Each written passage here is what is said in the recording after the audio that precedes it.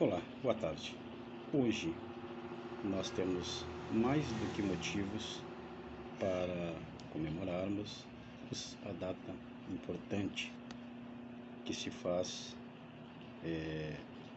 nesta data 15 de novembro, comemorar os 114 anos da religião mais genuinamente brasileira, a mais brasileira de todas as religiões, que é a Umbanda Sagrada.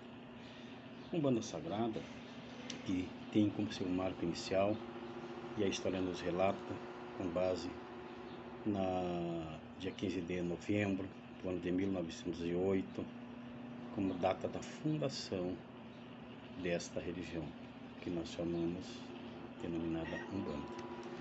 A Umbanda foi nesse dia 15 de novembro de 1908 que um jovem, Zélio Fernandino de Moraes, tinha na época 17 anos. Esse moço sofria de influência de males desconhecidos, não diagnosticados pela medicina, e por sugestão de amigos, da família, foi levado primeiramente a uma benzedeira, e esta benzedeira, então, segundo consta nos registros históricos, teria orientado a família que o levassem até um centro espírita kardecista, porque na época estava muito em alta o espiritismo kardecista, com o advento do espiritismo. Seu pai gozava de uma certa condição e por isso então era aceito nas, vamos dizer assim, nas sociedades espíritas, porque o espiritismo não era uma religião para pobres na época. Pois enfim, lá chegando, foi levado até a Federação Espírita do Estado do Rio de Janeiro, onde se manifestou nele, durante os trabalhos de uma mesa mediúnica, um espírito, uma entidade, né, que se identificou como sendo o caboclo das 7 encruzilhadas, que em sua última encarnação na Terra teria vivido aqui com o nome de Frei Padre Gabriel de Malagrida, o qual havia sido pela Santa Inquisição executado por ter previsto o terremoto de Lisboa, em Portugal. Do que se tem conhecimento, e a história registra oficialmente, documentadamente, que durante a sessão espírita, ainda em desenvolvimento, se iniciou uma estranha confusão no local. O jovem Zélio incorporou um espírito e simultaneamente outros médios da mesa ali presente manifestaram incorporações de caboclos e pretos velhos. Pois bem, a seguir aconteceu uma advertência pelo dirigente da mesa aos médios, onde a entidade que estava incorporada no rapaz questionou. Ela fez um questionamento: por qual motivo vocês repelem a presença dos espíritos de caboclos e pretos velhos, se nem sequer têm a preocupação de ouvir suas mensagens? Será que é por causa da sua origem social ou da sua cor? Essas entidades, evidentemente, que eram de cor negra, né? E foi só após um médium vidente visualizar a luz que a entidade que estava em Zélio irradiava, que perguntou então: por que é que o irmão fala nestes termos, pretendendo que a direção desta casa aceite a sua manifestação e a de outros espíritos que, pelo grau de cultura que tiveram quando aqui viveram, encarnados, mostram-se serem claramente atrasados? Vejam bem que a discriminação já era, não digo oficialmente, mas era ali, né, presente ali, espíritos de pessoas que tinham cor negra, que eram índios, que eram mateiros, enfim, boiadeiros, mateiros, não sei lá, né? Eram pessoas incultas. Estávamos então numa sessão de mesa mediúnica e espírita da alta sociedade fluminense, né, no Rio de Janeiro.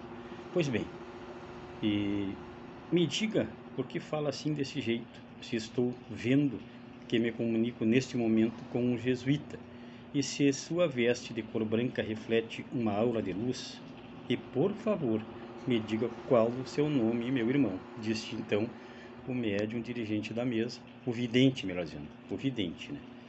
Então ele respondeu, o espírito que estava em Zélio respondeu para o médium vidente: se julgam atrasados os espíritos de pretos e índios, devo dizer que amanhã estarei na casa deste aparelho, que era o Zélio Fernandino, né? Onde o espírito estava encarnado no corpo do jovem, para dar início a um culto, em que estes pretos e índios poderão dar sua mensagem e assim cumprir a missão que o plano espiritual lhe confiou. Será uma religião que falará aos humildes, simbolizando a igualdade que deve existir entre todos os irmãos, encarnados e desencarnados. Então, vejam bem a mensagem forte que trouxe esse espírito, ou seja, do Frei Gabriel de Malagrida, que estava incorporado em Zélio com o nome de Caboclo das Sete Encruzilhadas. E se querem, continuou ele, saber meu nome, que este seja então Caboclo das Sete Encruzilhadas, porque não haverá caminhos fechados para mim. E então estava fundada a Umbanda, ou não? Qual é a sua opinião sobre isto? Será?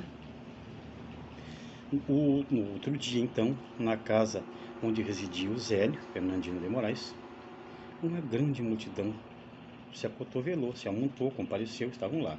E o caboclo chegou exatamente no horário marcado e começou a atender pessoas aflitas que estavam ali no local curando diversas enfermidades. Aí você me pergunta que se você que é leigo, chegou como? Ele incorporou no Zélio novamente e começou ali a atender pessoas que estavam doentes, curando elas. O caboclo chegou exatamente no horário marcado. Marcou um horário e chegou exatamente, né? E nessa mesma reunião, incorporou um preto velho, que se identificou como sendo o pai Antônio, que devido à sua fala mansa, havia sido, de forma errada, confundido como se o Zélio, o menino Zélio, estivesse louco, né? Tivesse uma loucura, tivesse algum... então, por isso, que diziam, não tem cura, leva nos espíritos. E assim se cumpriu, né, o que deveria ser cumprido, vamos dizer assim, né? A lei maior se cumpriu.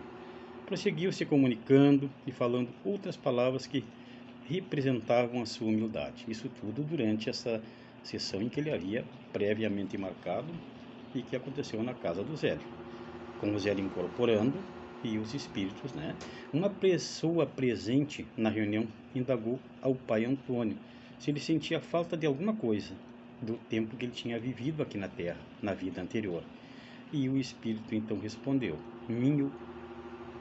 minha cachimba, nego, que é pitar, o pito que deixou atrás do toco. Manda um moleque buscar. Os presentes ficaram perplexos, né, pois estavam presenciando a solicitação do primeiro elemento de trabalho para esta nova geração, um cachimbo com o fumo, né? Foi o próprio pai Antônio, a primeira entidade, que solicitou uma guia. Daí em diante, até seu último dia de vida na Terra, Zélio Fernandino de Moraes, o popular pai Zélio, se dedicou toda a sua vida e tudo que fez a Umbanda.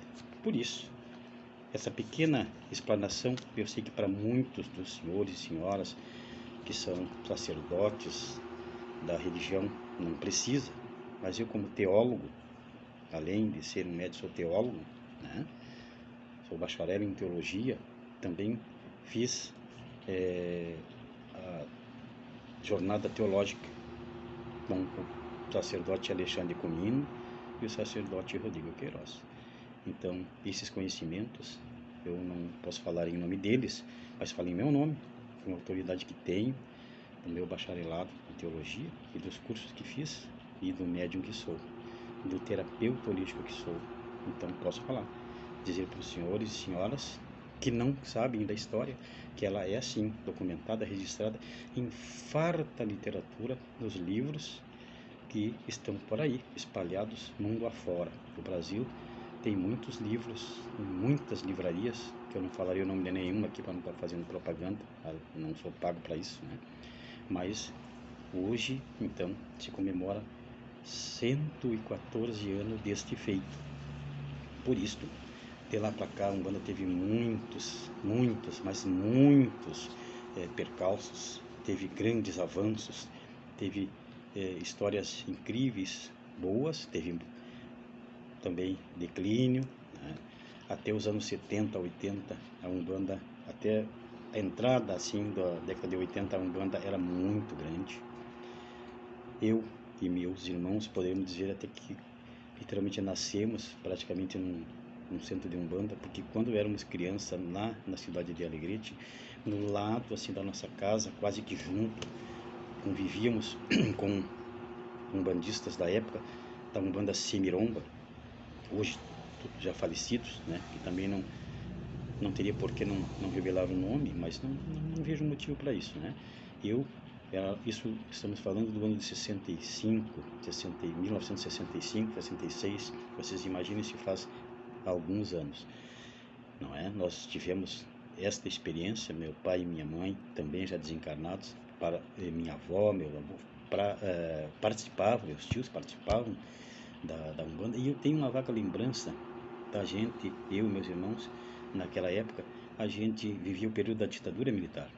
Tem muitas e muitas sessões de Umbanda ainda em desenvolvimento, contemplavam os militares com policiais de terno, eu acredito que fossem policiais civis, federais, não sei, né, fardados, tanto o pessoal da época da Brigada Militar, da época, o pessoal do Exército Brasileiro também, era ditadura militar, era muito normal, essas coisas interrompiam as sessões de Umbanda, as pessoas tinham que desincorporar e ali então eram revistadas, as pessoas eram revistadas e nunca vi assim lá no centro esse, eu era bem criança, mas eu me lembro bem que quando a gente tem uma certa idade a gente grava muitas coisas, né? E a minha lembrança da Umbanda vem desta época. Eu tinha 6 anos, 5 anos e meio, 6 anos no máximo, não tinha mais do que isso, né? Nunca vi assim alguém ser retirado preso de lá, porque eram pessoas conhecidas. Neste centro eram de um senhorzinho muito humilde e de uma senhorinha muito querida, muito humildes. A origem deles eu não sei se eles eram naturais de lá, se eles vieram para ali. Eu sei que o senhorzinho ele trabalhava com, na época, um alto oficial do Exército Brasileiro, que era médico, também já falecido há muitos anos, e por isso então ele não era muito incomodado, porque esse senhor ele frequentava o centro na época com a sua família, e o senhorzinho dono do centro era uma pessoa de respeito, trabalhador, com direito, como você dizia, né? Até porque era um líder religioso, pessoa muito querida lá na cidade na época, já fazia muitos anos, né? E então foi meu primeiro contato com a Umbanda. Depois disso a vida, né, vai tocando a gente, eu fui para outras religiões, tive muitos anos longe, depois me formei em teologia, passei a ser palestrante espírita, fiz muitas e muitas palestras, resolvi me aprofundar nos estudos de pesquisas teológicas sobre religiões, sobre igrejas, sobre as religiões, e me deparei com a religião brasileira, mais genuinamente brasileira, a religião do Brasil, a única que surgiu aqui, a religião da Umbanda. Porque o Candomblé, né, o Candomblé, esses são de matrizes afro, vieram de fora, da África, né? O Candomblé tem sua origem nos Calungos e, por incrível que pareça, chegou a ter com Joãozinho da Gomeia, no Rio de Janeiro, como seu rei do Candomblé, né? Entre tantas pessoas famosas, muitas pessoas famosas, este é uma das pessoas mais de mais destaque que tem na história tamanho do candomblé. E há uma confusão muito grande por parte das pessoas que desconhecem, que para eles tudo é umbanda, tudo é umbanda, tudo é umbanda. Então, tudo é umbanda, né? Cada um com seus feitos, cada um com seus rituais, cada casa com a sua egrégora, cada terreiro com a sua egrégora, com a sua forma, e cada um de nós somos um tipo, né, dessa religião. Ela está impregnada no Brasil. Muitos militares levaram para os mais distantes rincões do Brasil, ferroviários, pessoas que tinham cargo de viagem, caminhoneiros, marinheiros, assim como muitos outros, né, ferroviários, então, né, e os caminhoneiros, esses, e os militares, esses, apesar das proibições da época, sempre cultuaram e até fundaram religiões em todo o Brasil. Aqui no nosso Rio Grande do Sul, onde eu moro, né, a Umbanda, a gente percebe que de São Paulo para baixo, vamos dizer assim, já vamos sair do Rio Grande, vamos de São Paulo para baixo, né? Paraná, Santa Catarina e Rio Grande do Sul, tem um movimento nos últimos anos 2000 para cá, onde a Umbanda ela começou a desenvolver bastante, muito mesmo. Temos aí a escola Pena Branca, né? E a Umbandeade, como tem cursos de todas as outras religiões, né? Cursos de teologia, pastoral, reade, também tem. A pandemia foi uma coisa que desenvolveu muito os cursos EAD, né? EAD. E no meu ponto de vista, fora aqueles cursos que têm que ser praticados, os demais, todos os outros podem serem perfeitamente realizados sim EAD. Aquilo que tu possa fazer em casa, sob a orientação, sobre a egrégora de alguém que tem um conhecimento muito mais do que o teu, ele serve de teu mestre. Ele será o teu ensinador, será o teu doutrinador, e tu poderá fazer sim. Poderá sim. Eu defendo isso. E não porque tenha passado pela teologia, a jornada teológica Umbanda 22. Ela já está na 23 com o pai Alexandre. Eu sou da 22, completei, me formei, né? Graças a Deus. Foi uma... assim, eu digo que a minha vida ela tem um divisor de águas até a TU 22. Porque o que acontece? As pessoas vão nas igrejas, por exemplo, uma vez por semana. Vão nas terreiras igualmente, uma vez por semana. E eu te pergunto, uma vez por semana, o que tu vai aprender lá? Nada. Você vai uma vez, por exemplo, no teu templo, vamos dizer assim, para ficar 40 minutos, no máximo uma hora ali. Se passar de uma hora, as pessoas começam a reclamar, entende? Então, o que se aprende além terreira, do além igreja, quando você estuda um pouco mais? Aquilo que você não aprende lá, porque você depende muitas vezes do conhecimento de quem está à frente do trabalho, e nem sempre a pessoa que está, ou ela não sabe, ou ela não tem tempo, ou ela não tem interesse, entende? Então hoje o que se aprende é o seguinte: quanto mais você ler, estudar, aprender, praticar, esse é o caminho, porque só assim. E não adianta você estudar, praticar e aprender e ficar batido. Eu tenho que passar para as outras pessoas. E nem priorizar, não, porque esse é meu compadre, esse é meu amigo, esse é meu não sei o que, esse eu vou ensinar primeiro que os outros. Não, você tem que ser justo. Quem está contigo trabalhando, você tem que olhar por cima no geral. Ah, mas aquele lá é meu padrinho, meu tio, meu avô, não sei, interessa. Interessa que ele vai entrar na fila que nem os outros, na corrente, no estudo, no ensino. Não priorize, porque chegará um momento que você também será priorizado na fila daqueles que estarão para acertar as contas. E não queira estar. Não queira estar. Né? Se você quer ter uma noção do que eu estou dizendo, eu lhe sugiro um livro do mestre Rubens Saraceni. Eu tiro o meu chapéu. E embora eu não tenha o conhecido pessoalmente, não tenha trabalhado com ele pessoalmente, o mestre Rubens Saraceni está na minha biblioteca, nos meus estudos da TU 22, né? O Guardião da Meia-Noite. Você que é médium, você que é líder religioso de qualquer outra religião e que tem esse tipo de princípio de escolher as pessoas que você são mais simpáticas, mais isso, mais aquilo, você leia O Guardião da Meia-Noite. Leia, reflita sobre o que diz o livro O Guardião da Meia-Noite.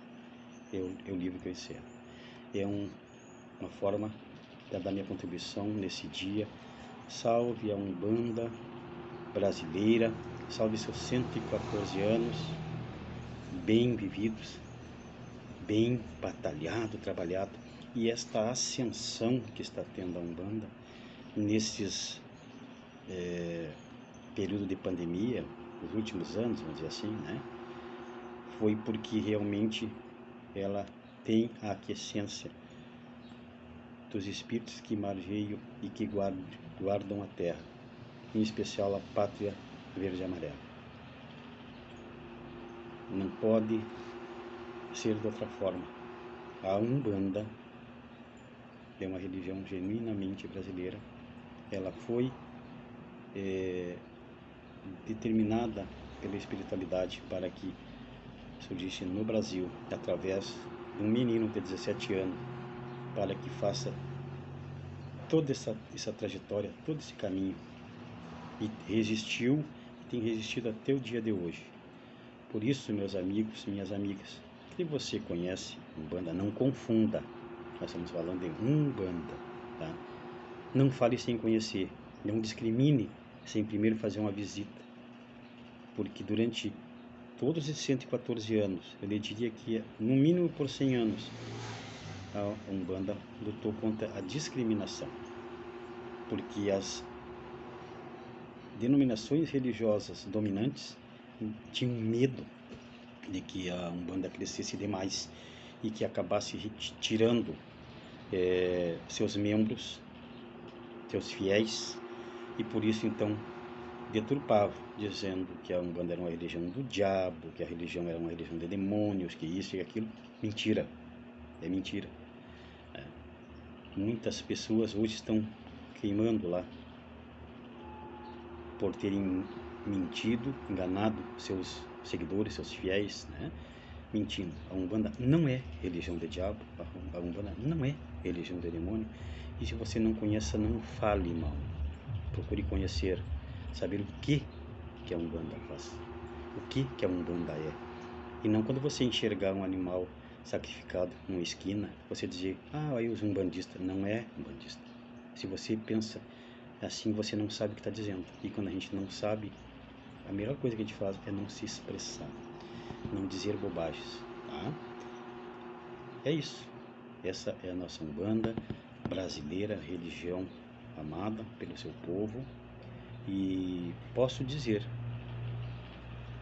como teólogo que sou, bacharel em teologia, né, eu tenho essa autoridade para dizer que é a religião, a única, genuinamente brasileira. As outras são boas também, com seus ritos, com seus sacramentos, com o mesmo Deus que é cultuado aqui, é cultuado lá, os nomes não importam, né? Mas a Umbanda só faz o bem.